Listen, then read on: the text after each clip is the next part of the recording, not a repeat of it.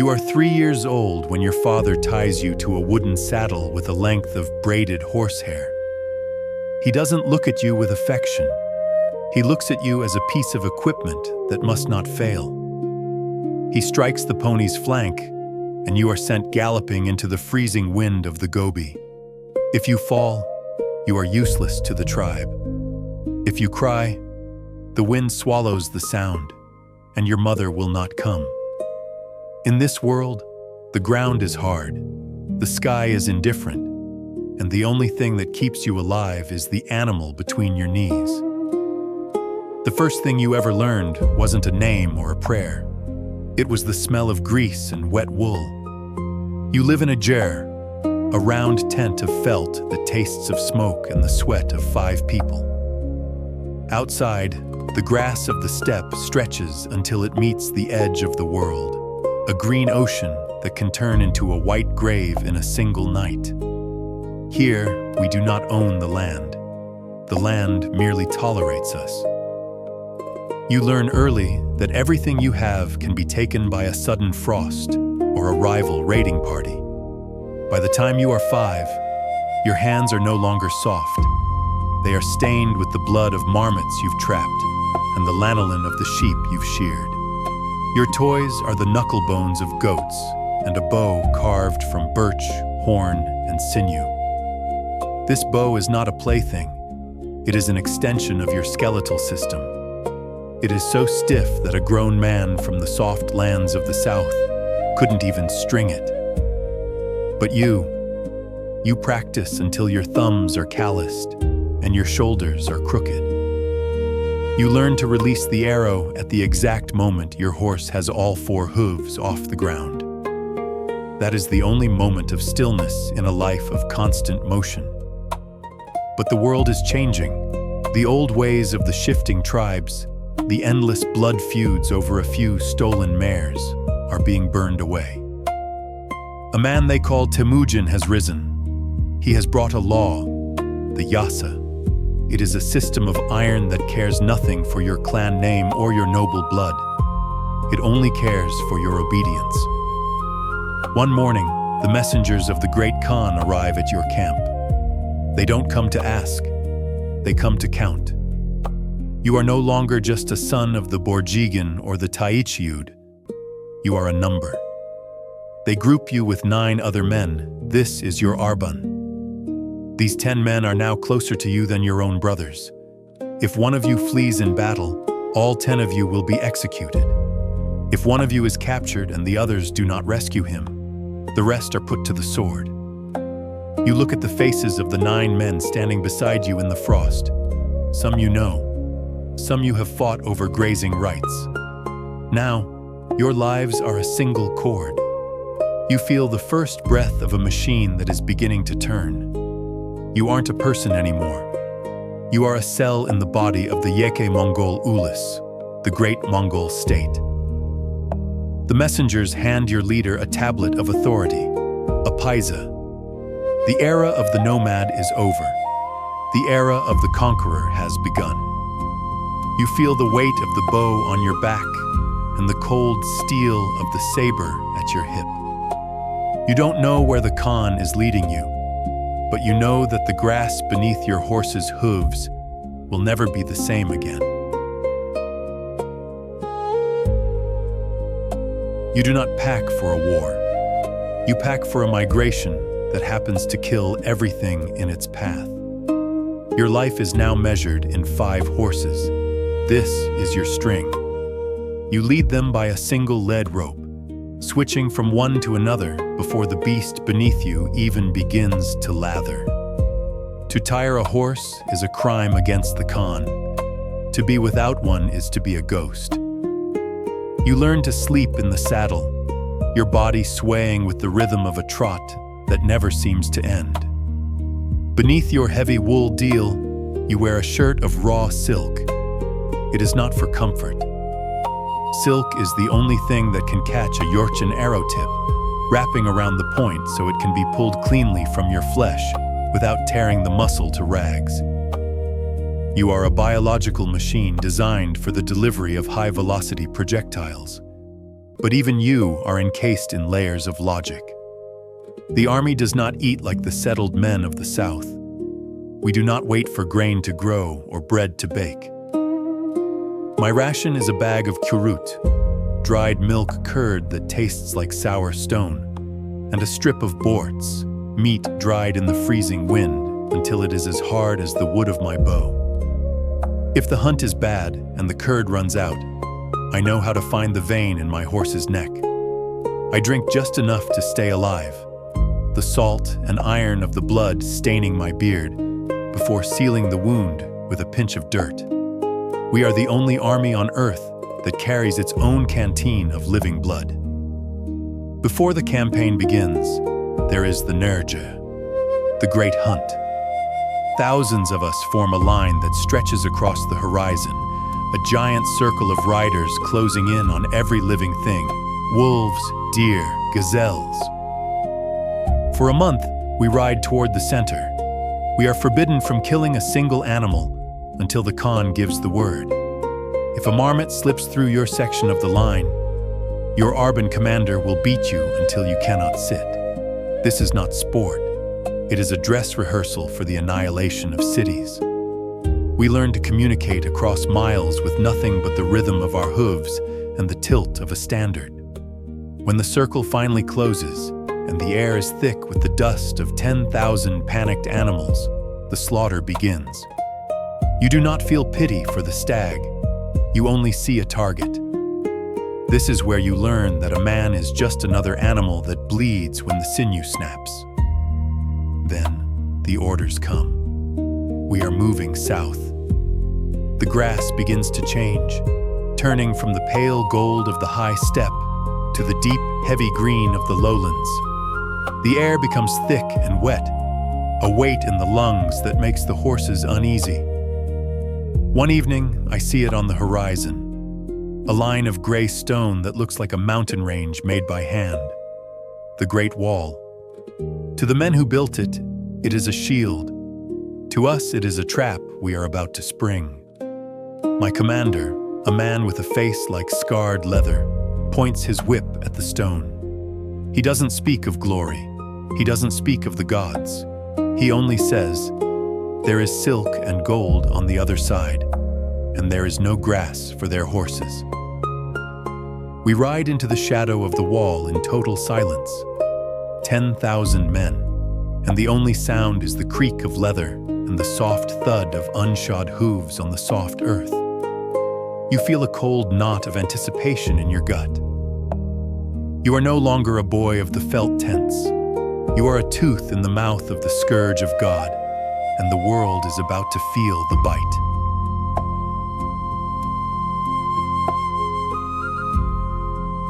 The Great Wall does not fall to a battering ram. It falls to a bribe, a forgotten gate, and the sheer, terrifying patience of 100,000 men who have nothing to go back to. When we finally cross, the world changes color. The pale, honest dust of the steppe is replaced by the suffocating gray of charcoal smoke and the rot of overcrowded cities.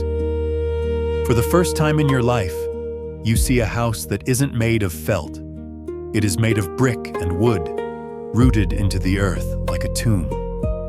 To you, these people are incomprehensible. They spend their lives guarding a single patch of dirt, eating grain that comes from the mud. They are soft, but they are many. We do not charge their walls. That is a fool's death. Instead, we become a shadow. We sweep through the countryside, burning the granaries, trampling the paddies, and driving the survivors toward the city gates. We call them hashar, fodder. Thousands of weeping farmers are pushed ahead of our horses, forced to fill the moats with their own bodies, or carry the scaling ladders into the face of their own soldiers' arrows. You watch from the saddle 300 yards back, chewing on a piece of dried meat. You feel no hatred for them. You feel the same thing a wolf feels for a sheep, a cold, biological distance. This is where the machine deepens. Among our ranks now are men who do not look like us. They are Chinese engineers, captured in the first weeks, spared only because they know the secrets of gravity and fire. They build the Karabu, the great catapults. You watch as they tension the ropes, launching pots of naphtha and diseased carcasses over the high stone walls. The city is a pressure cooker. We cut off the water. We listen to the bells stop ringing. We wait. The Khan's law is simple. If a city surrenders without a blow, it is spared, mostly. A tribute is taken, a governor is placed, and the machine moves on. But if they lock the gate, if they kill a single Mongol messenger, then the city is no longer a city. It is an anatomical study. When the walls finally breach, the Arban moves as one. You are no longer an individual. You are a blade in a fan. You don't scream as you enter the breach. You breathe in a low, rhythmic hiss. The silk shirt beneath your armor is slick with sweat. The combat is not like the stories. It is cramped, slippery, and smells of spilled wine and bowels. You use the short bow at point-blank range, the heavy bone-tipped arrows punching through lacquered leather armor like it's paper. By nightfall, the screaming has subsided into a low, rhythmic sobbing that fills the streets. You sit in a courtyard that belonged to a high official, your boots treading on silk scrolls and shattered jade. You have gold in your pouch, more than your father saw in his entire life. But the air here feels heavy, poisoned. You look at your hands. They are stained black with soot and red with the life of a man who died defending a doorway. You have gained status. You have gained wealth. But as you look up at the narrow strip of sky between the burning roofs, you realize you have lost the horizon. The open steppe is 1,000 miles away, and you are beginning to realize that the further you ride, the more the empire owns you. You aren't just a warrior anymore. You are a janitor of ruins, and the Khan is already looking west, toward the empires of the sand, where the cities are even older, and the pride is even deeper. You whistle for your horse. The string is down to 4 now. 1 died in the breach. You don't mourn it. You just tighten the cinch and wait for the signal fire. We are no longer just an army. We are a tide. The Khan has turned his eyes west, toward the empires of the sun, where the kings wear silk as thin as a moth's wing, and the cities smell of rosewater and spices. Between us and them lies the Kaizul Kum, the red sands. It is a wasteland that even the vultures avoid. Most armies would die of thirst before they saw the first minaret. But we do not think like most armies. We cross the desert in separate columns, miles apart, moving like the fingers of a hand. We don't follow the roads. We follow the stars and the ancient intuition of men who grew up in the void. My string of horses is leaner now, their ribs showing through their hides, but their eyes remain hard. We feed them on the sparse, salty scrub that grows in the dunes. I don't remember what it feels like to have dry skin. My face is a map of cracked salt and sun scars. To maintain this scale, the Khan has built the yam. It is the nervous system of the world. Every 20 or 30 miles, there is a relay station. I see the messengers, the arrow riders, screaming past us, their bodies wrapped in tight bandages to keep their organs from rupturing under the constant vibration of the gallop. They carry bells on their belts, so the station masters can hear them coming and have a fresh horse ready. Information travels faster than a bird. The Khan knows where every sultan is sleeping before the sultan even knows his walls have been breached. Then we see it. Bukhara, a jewel of blue tiles and high domes rising out of the dust. We do not wait for a siege this time.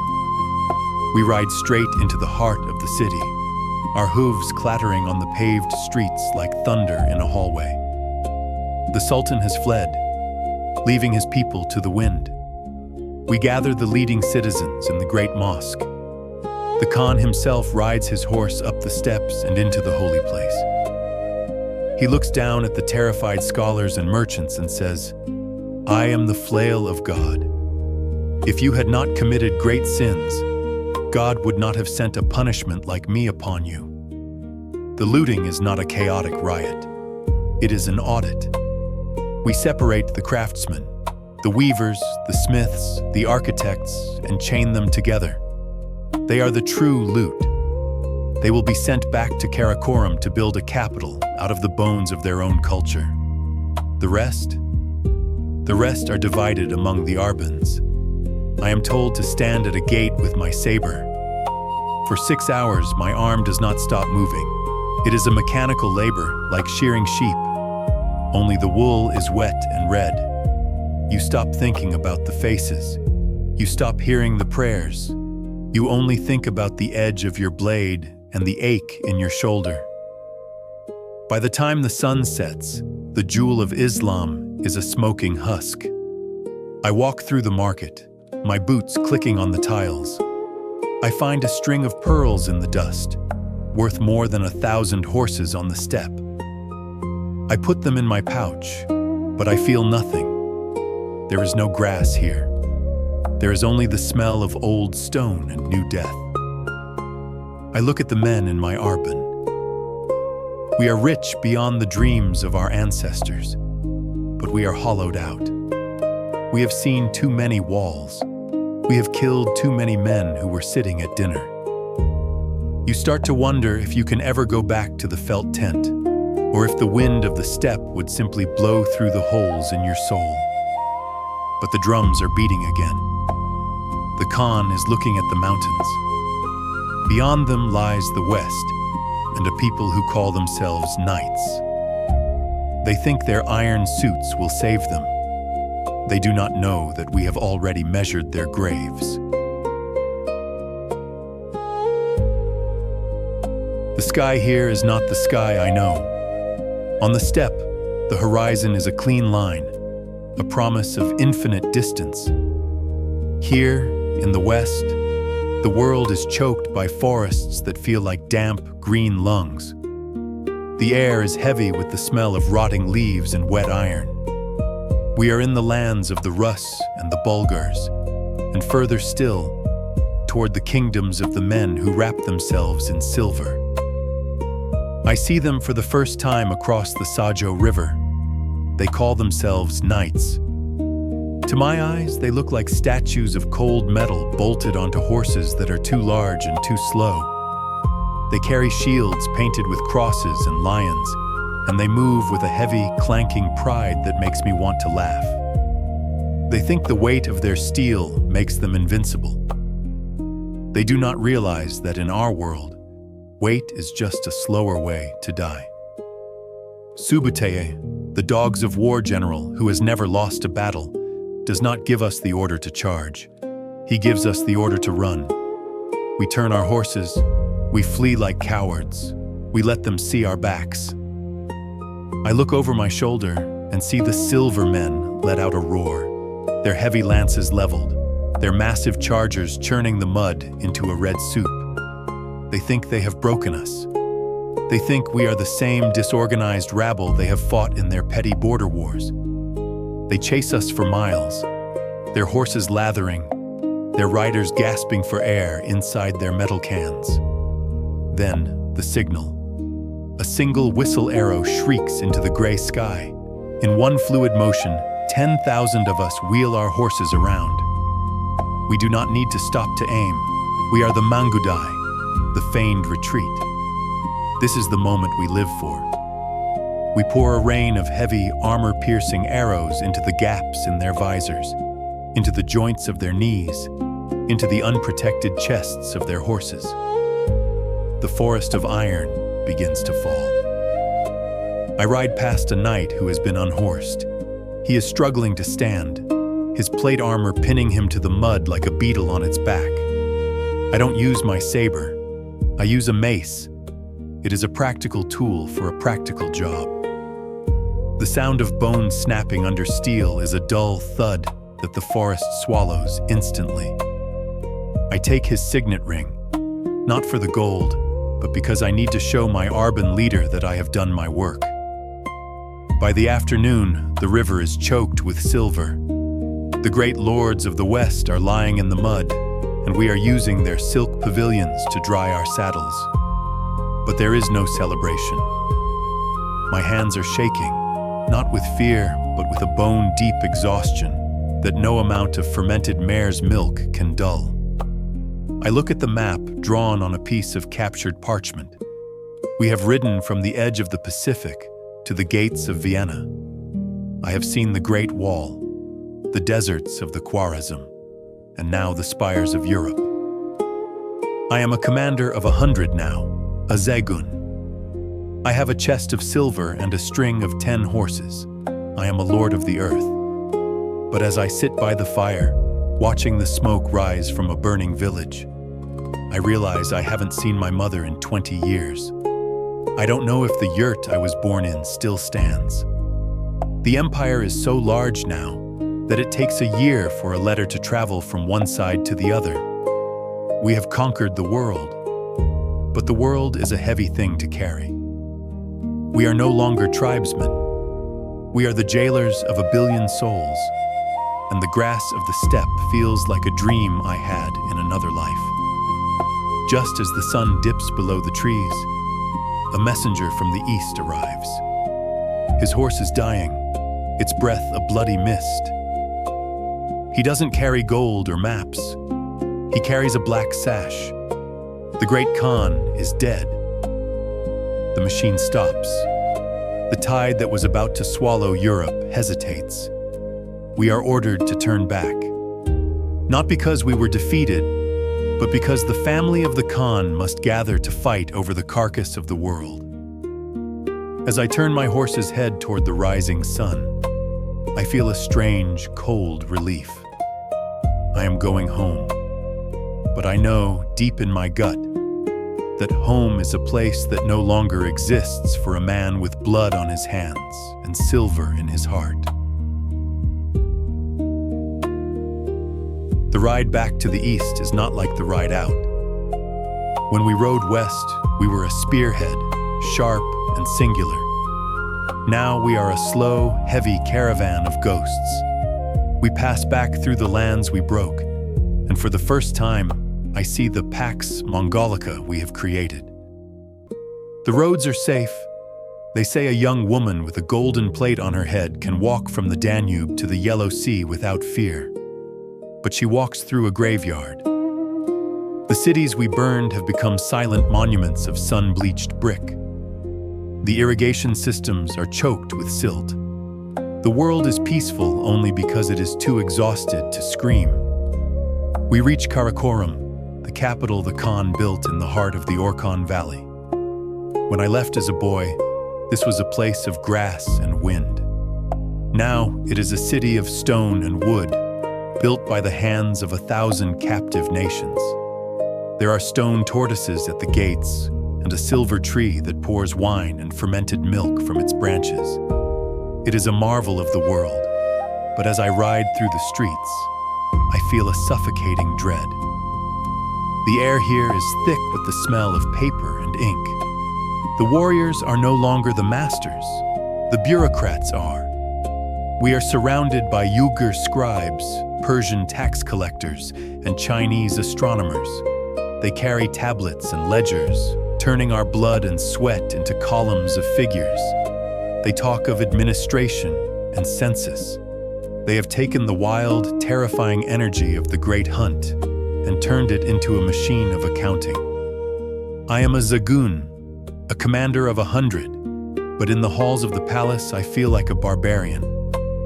I am told to trade my blood-stained silk for heavy robes of gold brocade that weigh as much as my armor. I am given a house with walls that do not move. I am given slaves to cook my meat. For the first time in my life, I have everything I ever wanted, and I have never felt more like a prisoner. The unity of the tribes is shattering. The sons of the Khan are like hungry wolves circling a single carcass. They do not talk of the steppe. They talk of their Khanates. They are becoming like the kings we conquered, soft, suspicious, rooted in the dirt. They have forgotten that a Mongol's strength is not in the stone he builds, but in the distance he can cover. I stand on the walls of Karakoram at night, looking north toward the high mountains. My horses are in the stables, getting fat and slow on grain. My bow is hanging on a wall, the sinew drying out in the stagnant air. I look at my hands. They are clean now. The blood of the Rus and the Khwarezmians has been washed away, replaced by the scent of expensive oils. But when I close my eyes, I don't see the gold of the palace. I see the white frost of the Gobi. I hear the rhythmic thud of 10,000 hooves on the open grass. I realize then that we have won the world, but we have lost the horizon. We were the scourge of God, meant to level the mountains and humble the proud. But in winning, we have become the very thing we despised. We are no longer the wind, we are the wall. And a wall, no matter how high or how golden, is just a slower way to die. I reach for my saber, feeling the cold weight of the hilt. I know that the next war won't be against the silvermen of the West or the wall builders of the South. It will be against ourselves. And in that war, there will be no survivors. Only the grass, waiting for us to fall so it can grow over our names.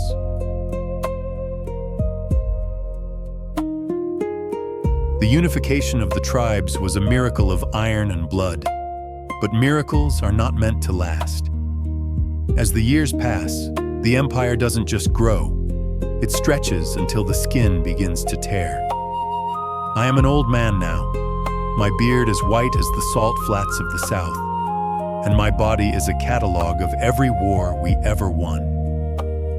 My left shoulder aches when the wind turns cold, a souvenir from a Jin crossbowman. My hip grinds with every step, the result of a horse falling on me during the retreat from the Mamluks at Ain Jalut. I am no longer a warrior of the wind. I am a relic of the old guard, sitting in a pavilion on the edge of the great capital of the Yuan, Khanbalik. To the young men, I am a legend. To the bureaucrats, I am an expensive ghost. The great Khanate has split.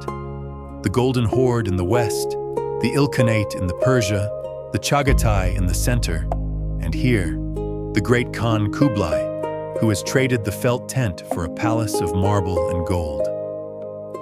I watch as the Mongols I once led begin to speak Chinese, begin to drink delicate teas instead of fermented milk, and begin to care more about the price of silk than the strength of a bowstring. The worst part is not the softening, it is the fratricide. For 30 years, we rode as one. Now I am ordered to lead my 100 against other Mongols. I have seen the blue banners of the Borjigin clashing against each other in the dust of the high steppe. I have seen brothers who shared the same Kurut curd in the desert, now trying to slide sabers between each other's ribs over the title of Kagan. We are no longer the scourge of God. We are a family of wolves tearing itself apart over the bones of a world we've already eaten. I remember the Yasa, the great law of Genghis. It said that a Mongol must never shed the blood of another Mongol on the earth. Now we use silken cords to strangle our princes so their blood stays inside their bodies, as if that technicality will save us from the judgment of the eternal blue sky. It is a hollow, lawyerly peace. It is the sign of a system that has run out of enemies and has started to consume itself. My grandson comes to visit me. He wears a robe of embroidered dragons. He cannot string the composite bow I used at the Sajo River. He looks at my scars with a mixture of pity and boredom. He wants to talk about the philosophy of the South, about the mandate of heaven. I want to tell him about the sound of 10,000 horses hitting a line of infantry at full gallop. I want to tell him about the cold clarity of the Gobi, where you knew exactly who was your brother and who was your prey. But the words die in my throat. The world he lives in, the world I helped build, has no room for that clarity. We have created a civilization so vast that it has swallowed the people who created it. We are the masters of all things, yet I have never felt smaller. I spend my days watching the horses in the royal stables. They are magnificent beasts, the finest in the world, but they are bored. They stand in their stalls, their hooves growing soft, their eyes losing the fire of the wild. I see myself in them. We are all gilded, we are all fed, and we are all waiting for the end of a dream we didn't realize we were having. I feel the final pressure now. It isn't the pressure of a siege or a charge. It is the pressure of time and the realization that the greatest empire in history was just a momentary flare of lightning in a very long, very dark night. The system is still turning, the taxes are still being collected, and the messengers are still riding. But the soul of the horseman is gone. I die not on a battlefield, but in a bed of silk. It is the greatest insult a Mongol of my generation could endure. The air in the room is stale, thick with the smell of incense and the hushed whispers of doctors who have never seen a day of hunger. I reach out my hand, and for a moment, the silk sheets feel like the rough, greasy wool of my mother's tent. I close my eyes, and I am 3 years old again, tied to the saddle, feeling the terrifying, beautiful rush of the wind against my face.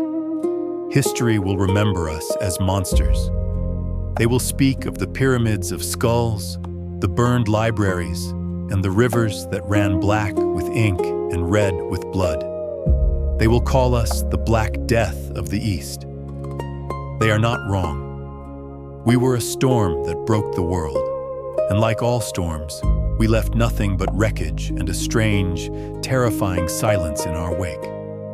But they will never understand the feeling of the Arban moving as one. They will never know the absolute freedom of a horizon that belongs to no one and everyone. We took the fragmented, warring tribes and forged them into a single blade that cut through the pride of every king and sultan on earth. We showed them that their walls were illusions and their gods were silent. The empire will not fall in a single day.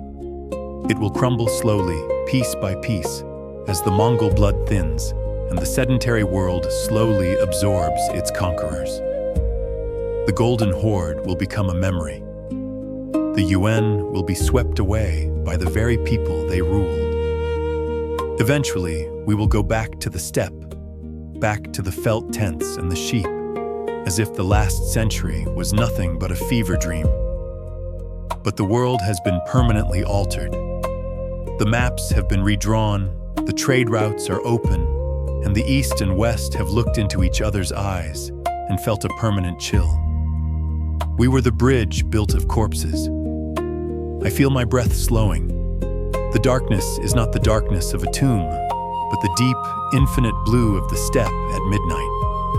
I am no longer a commander, a lord, or a ghost.